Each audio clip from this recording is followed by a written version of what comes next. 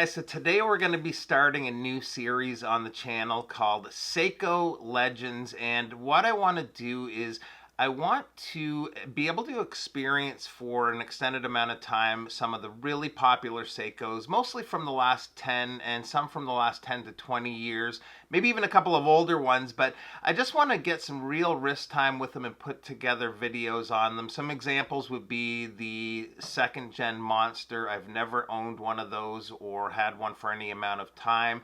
I've had a couple of other variations of the Monster. Another one would be one of the watches from the Sarb line. I've again seen those in person but never really had any serious amount of wrist time.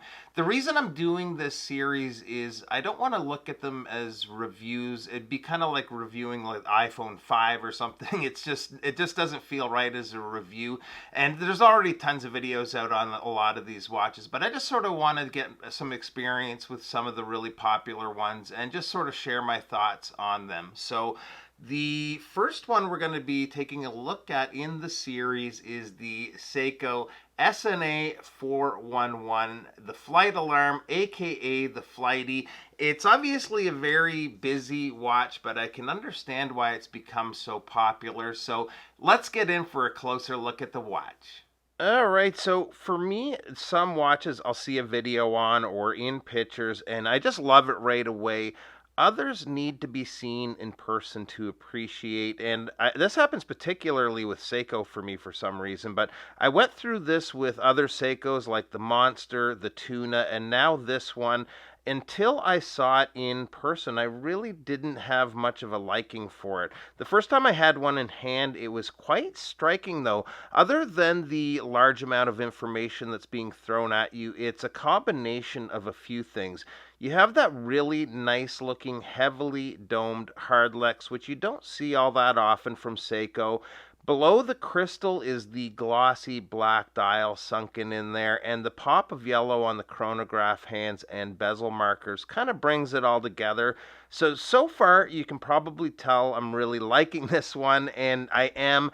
Another thing that I think kind of helps with the broad appeal is the short lug to lug. The watch isn't particularly small, but it's going to be a wearable one for almost anyone. One negative, which is fairly common with a lot of Seikos in this price point, is going to be the bracelet. It's actually fairly solid, and we do have solid end links, but the clasp, for one thing, is too narrow. You should have that nice flow there instead of that jut out. I could live with that, but for me, it just doesn't look right on the watch. It was really meant for straps, and I've mostly been wearing it on a brown leather strap. This is a Horween strap, but I recently picked up this two-tone Barton, and this has been a really fun combination for it for the last few days. Now, I know there's a lot of videos on this one, but I'll run through the numbers quickly, and we'll start off with the case width, which comes in at 41.5 millimeters. Lug to lug is that short 44.1 millimeters. I'm getting 13 millimeters in thickness, including the domed crystal, and the lug opening is 22 millimeters. The water resist is impressive at 200 meters, which is great for this style of watch, and the watch runs the 7T62 quartz chronograph movement. The crown is unsigned. It's a screw down crown as well as the pushers, and I'll just unscrew the pushers here and we'll get the chronograph fired up. So I was going to go through some of the calculations you can make with the bezel. There's a lot, but I watched a video that specifically talks on the subject using this watch as the example by Mark from Long Island Watches. It's probably not something too many people will use, but if you're interested, I'll leave a link in the description to that video. So I'll give you guys a quick walk around of the dial, particularly the sub-dials. Up at the 12, we have the minute totalizer for the chronograph function. At the 9 is the running seconds, and down at the 6 serves two functions. First, you can set it to a second time zone, and secondly, that is where you set the alarm.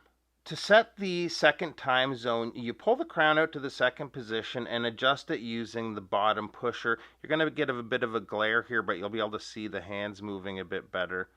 You can see for every push you adjust it by 1 minute, or if you hold it in, you can speed up that process. Now the hand's whipping around there pretty good. Just enables you to adjust it a little bit quicker. To set the alarm, you pull the crown out to the first position and set it using the same button, the same B button or bottom pusher, and set that for any time between the current time and 12 hours out from the current time. I recorded the audio so you can hear what it sounds like, so let's check that out for a second.